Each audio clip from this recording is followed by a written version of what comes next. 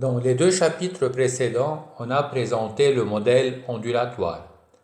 On y apprend que les ondes diffèrent beaucoup des particules. Une particule a une taille nulle, tandis qu'une onde a une taille caractéristique qui est la longueur d'onde.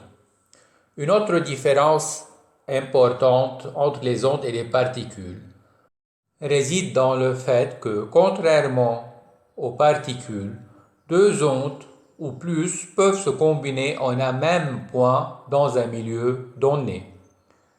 Des particules peuvent s'associer pour former des objets volumineux, mais elles doivent se trouver en des endroits différents. Par contre, les ondes peuvent être présentes simultanément au même endroit. Dans ce chapitre, on va examiner cette possibilité. Donc, on va examiner la possibilité de présence de deux ondes dans un même endroit. La présence des ondes au même endroit est appelée superposition des ondes ou bien combinaison des ondes. Ce chapitre va traiter la superposition des ondes. Lorsque des ondes se combinent dans un système avec des conditions aux limites bien définies, seules certaines fréquences sont possibles. On dit dans ce cas que les fréquences sont quantifiées. La quantification est une notion centrale de la mécanique quantique. L'analyse d'ondes, en utilisant les conditions aux limites, permet d'expliquer un grand nombre de phénomènes quantiques. Le phénomène de quantification permet d'expliquer le comportement d'une grande variété d'instruments de musique munis de cordes ou bien le comportement d'une colonne d'air. Les ondes ayant des fréquences différentes peuvent aussi se combiner. Ce cas est appelé battement. Ce chapitre va traiter donc toutes les notions citées dans cette introduction. Dans cette partie du chapitre, on va présenter un modèle d'analyse des ondes en interférence. Beaucoup de phénomènes ondulatoires intéressants dans la nature ne peuvent être décrits au moyen d'une onde uniquement en mouvement. Il faut plutôt les analyser comme une combinaison d'ondes en mouvement.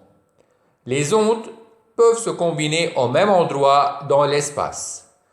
Pour analyser de telles combinaisons d'ondes, on utilise le principe de superposition.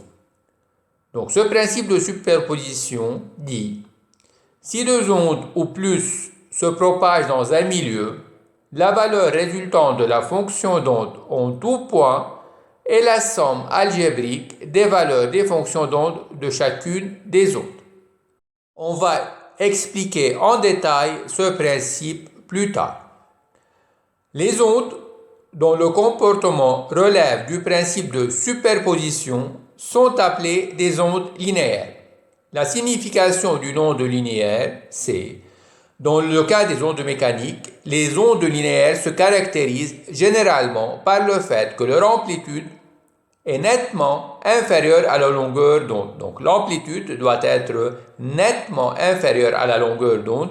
Dans ce cas, on dit que les ondes sont linéaires. Et lorsqu'on va appliquer le principe de superposition, les ondes doivent être des ondes linéaires pour pouvoir appliquer le principe de superposition. Donc nous, dans notre cas, on utilise des ondes mécaniques, donc on va considérer que ces ondes-là sont des ondes linéaires. Selon le principe de superposition, deux ondes peuvent se croiser sans être détruites ni même modifiées.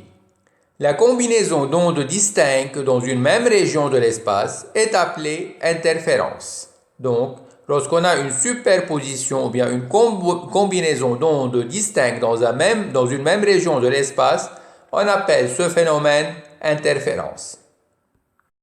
On va revenir au principe de superposition.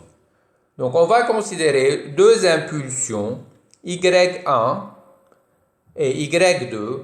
Ces deux impulsions se propagent dans des sens opposés. L'impulsion Y1 est en mouvement vers la droite et l'impulsion Y2 est en mouvement vers la gauche. Les deux impulsions ont la même vitesse, mais des formes différentes. Donc on voit ici la forme Y1 est différente de la forme Y2. Mais les deux impulsions se propagent à la même vitesse. Les éléments du milieu se déplacent dans la direction des Y positifs. Donc, les éléments de la corde vont se déplacer dans la direction des Y positifs. Lorsque les deux impulsions se chevauchent dans la partie B, la fonction d'onde de l'onde complexe résultante est définie par Y1 et Y2. Donc on voit ici la somme Y1 et plus Y2.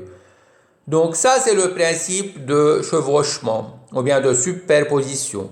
Lorsque les impulsions se chevauchent, la fonction d'onde est la somme des fonctions d'onde de chacune des ondes. Donc la somme totale c'est Y1 plus Y2. C'est le principe de superposition. Lorsque les crêtes des impulsions coïncident, l'amplitude de l'onde résultante est plus grande que celle de chacune des impulsions. C'est le cas de la partie C. Dans cet exemple, lorsque les crêtes des deux impulsions s'alignent, l'amplitude locale est la somme des amplitudes de chacune des impulsions. Dans la partie D, les deux impulsions se séparent. Donc là, l'impulsion Y1 continue sa propagation vers la droite et l'impulsion Y2 se propage vers la gauche. Dans ce cas, les impulsions cessent de se chevaucher. Elles n'ont pas subi l'influence de l'interférence de façon permanente. Donc une fois que les deux impulsions cessent de se chevaucher, elles ne subissent plus l'influence de l'interférence.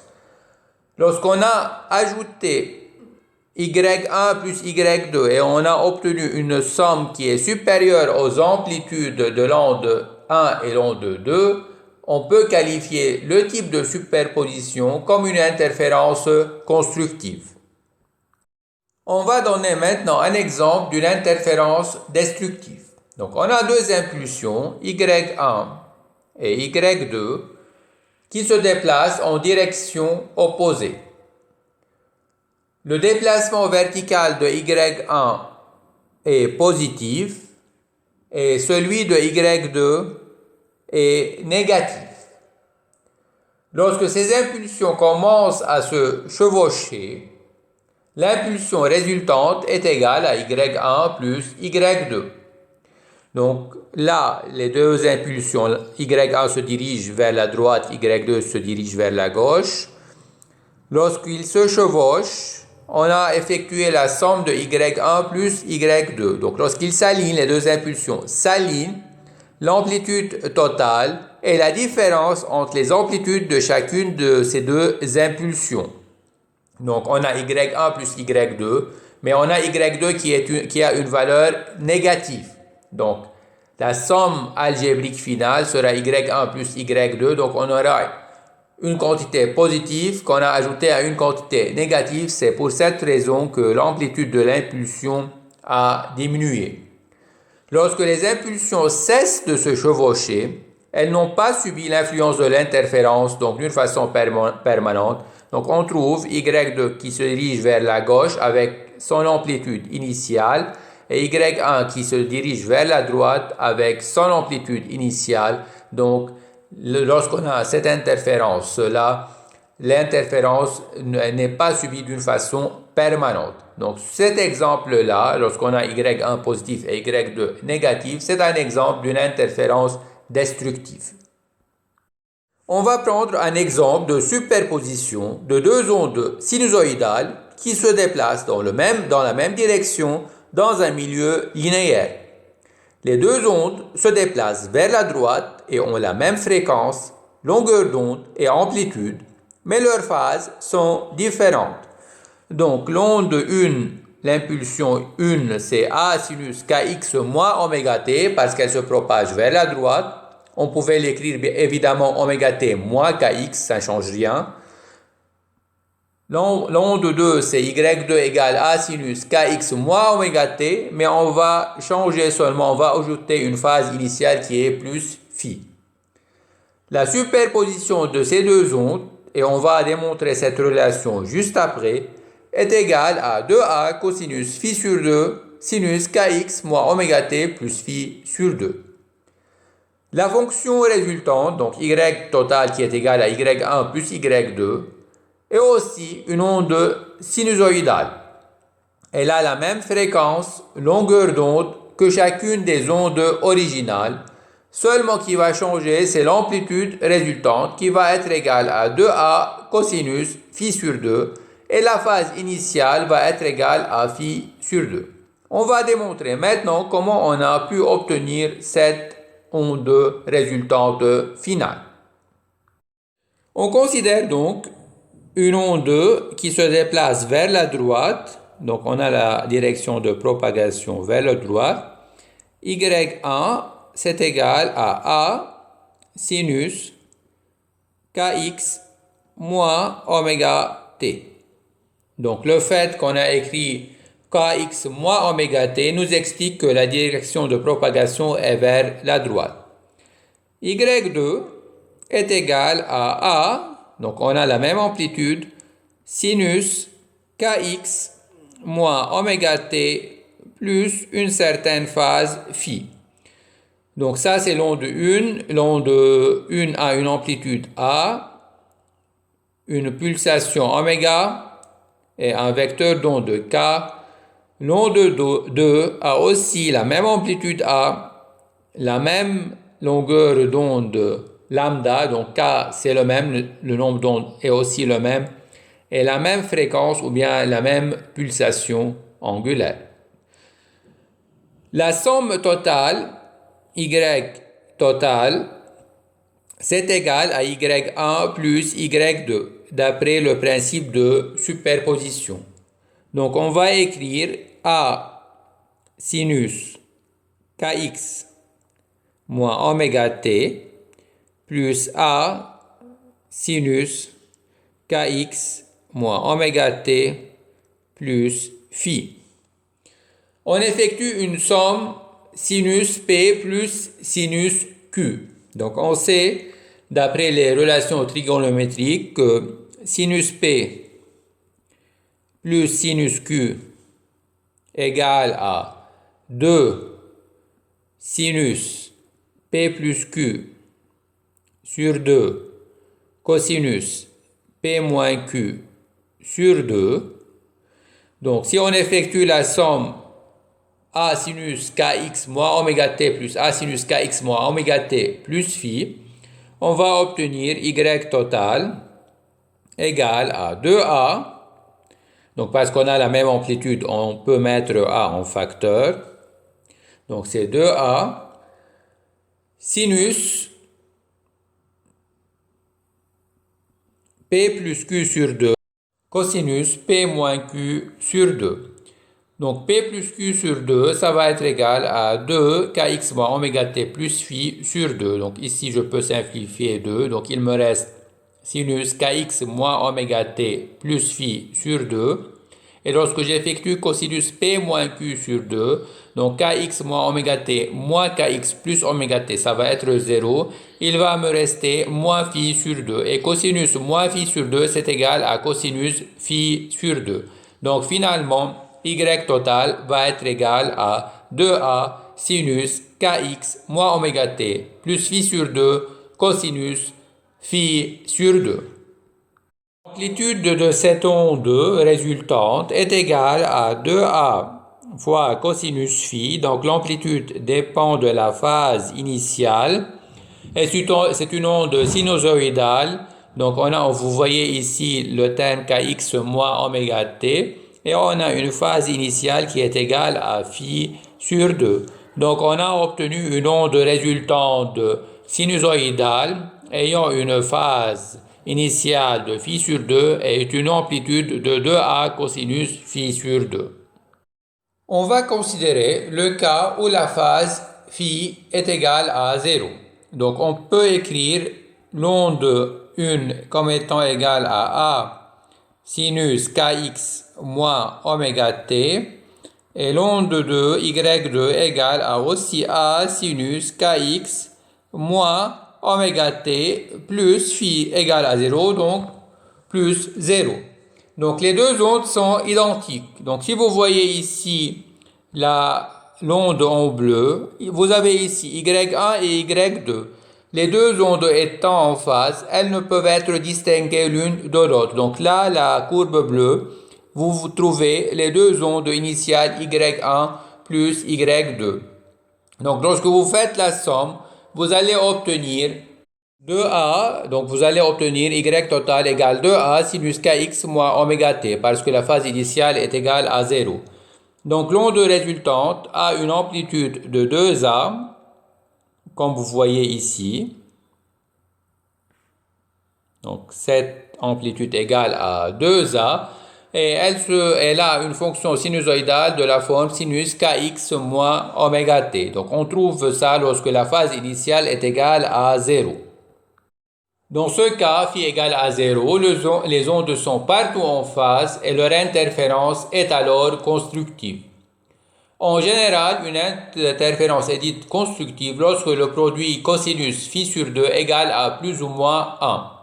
Et vous avez cette condition, donc cosinus phi égale phi sur 2 égale à plus ou moins 1. Donc cosinus phi sur 2 égale à plus ou moins 1. Vous avez cette condition lorsque phi sur 2 égale à nπ ou bien phi égale 2nπ. Donc la phase phi va être égale à soit 0, soit 2π, soit 4π radians, ou bien lorsque phi est un multiple pair de π. Donc ça, c'est le cas d'une interférence constructive. Dans le cas où la phase est égale à π, donc on a y1 égale à sinus kx moins oméga t et y2 égale à sinus kx moins oméga t plus phi. Donc vous voyez la courbe 1, donc la courbe y1 est égale à sinus kx moins oméga t qui est en bleu, la courbe 2 y2 qui est en vert c'est égal à a sinus kx moins oméga t plus phi. Vous voyez bien que lorsque vous avez un maximum pour y1, vous avez un minimum pour y2. Lorsque vous avez un minimum pour y1, vous avez un maximum pour y2. Les deux ondes sont en opposition de phase. Lorsque vous faites la somme totale, vous allez obtenir 2a cosinus phi sur 2, donc cosinus pi sur 2. On sait que cosinus pi sur 2 est égal à 0. Donc y total va être égal à 0. C'est pour cela qu'on voit ici la somme totale qui est en rouge est nulle. Donc on a une interférence destructive, les ondes s'annulent.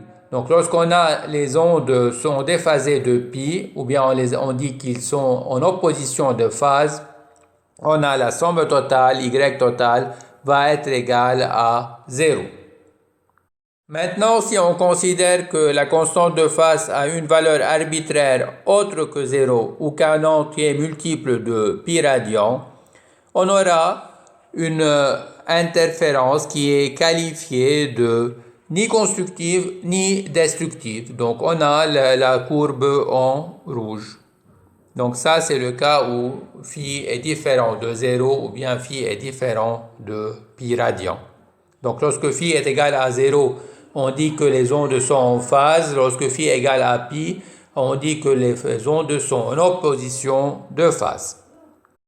Maintenant, si on considère que les amplitudes A des deux ondes sont différentes, donc y1, son amplitude est égale à A1, y2, son amplitude est égale à A2. Mais on reste toujours dans le cas où on a une même fréquence oméga. Lorsque les ondes sont en phase, l'amplitude de l'onde résultante n'est pas le double de celle d'une seule onde, mais plutôt la somme des amplitudes des deux ondes. Et lorsque les deux ondes sont déphasées de nπ, elles ne s'annulent pas complètement. Il en résulte une onde dont l'amplitude est la différence entre les amplitudes des deux ondes. Dans la partie suivante, on va traiter l'interférence des ondes sonores.